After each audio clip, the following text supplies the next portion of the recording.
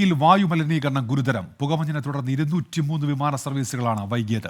18 ഇടങ്ങളിൽ വായു ഗുണനിലവാരം ഗുരുതര വിഭാഗത്തിലാണ് ഇപ്പോഴും. ബൽറാം നെടുങ്ങാടിയുണ്ട് വിശദാംശങ്ങളുമായി ഇപ്പോൾ ഡൽഹിയിൽ നിന്ന്. ബൽറാം, ഇപ്പോൾ എന്താണ് സ്ഥിതി ഡൽഹിയിൽ?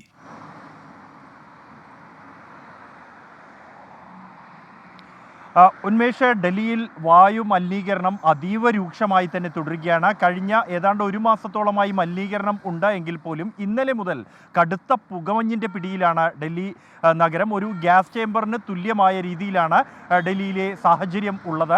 വായു ഗുണ നിലവാര നിരക്ക് ഇന്നലെ മുതൽ 400-ന് മുകളിൽ, അതായത് അപകടകരമായ നിലയിലേക്ക് എത്തിയിരിക്കുന്നു. ഗുരുതരം എന്ന വിഭാഗത്തിലാണ് 400-ന് മുകളിൽ ഗുണനിലവാര നിരക്ക് എത്തിയാൽ അത് വിശേഷിപ്പിക്കാറുള്ളത്.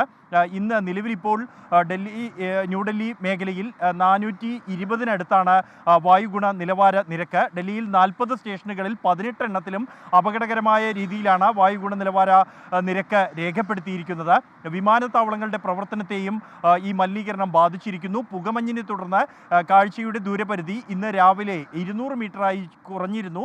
ഇതിനെ തുടർന്ന് ഏതാണ്ട് 203 വിമാന സർവീസുകൾ ബാധിച്ചു എന്നാണ് വിമാനത്താവള അധികൃതർ വ്യക്തമാക്കുന്നത്. ഈ വിമാന സർവീസുകൾ വൈകിയാണ് സർവീസ് നടത്തിയത്. കൂടാതെ ഈ യാത്രക്കാർക്ക് ജാഗ്രതാ നിർദ്ദേശവും വിമാനത്താവളം നൽകിയിരുന്നു. വിമാന കമ്പനികളുമായി ബന്ധപ്പെട്ട സമയം ഉറപ്പുവരുത്തണം എന്ന നിർദ്ദേശമാണ് നൽകിയത് വിമാനത്താവളം. വരും ദിവസങ്ങളിലും മലിനീകരണം രൂക്ഷമാകും എന്ന മുന്നറിയിപ്പ് തന്നെയാണ് നിലനിൽക്കുന്നത്. ഡൽഹി പരിസ്ഥിതി മന്ത്രി ഈ മലിനീകരണം ചർച്ച ചെയ്യുന്നതിനായി ഇന്ന് യോഗം വിളിച്ചു ചേർത്തിട്ടുണ്ട്. കഴിഞ്ഞ ദിവസവും അടിയന്തര യോഗം മലിനീകരണം രൂക്ഷമായ പശ്ചാത്തലത്തിൽ ചേർന്നിരുന്നു. ഉന്മേഷ്. ബൽറാം നെടുങ്ങാടിയാണ് ഡൽഹിയിൽ നിന്ന് വിശദാംശങ്ങൾ നൽകിയത്. മറ്റു വാർത്തകളിലേക്ക് ചെറിയൊരു ഇടവേളയ്ക്ക് ശേഷം.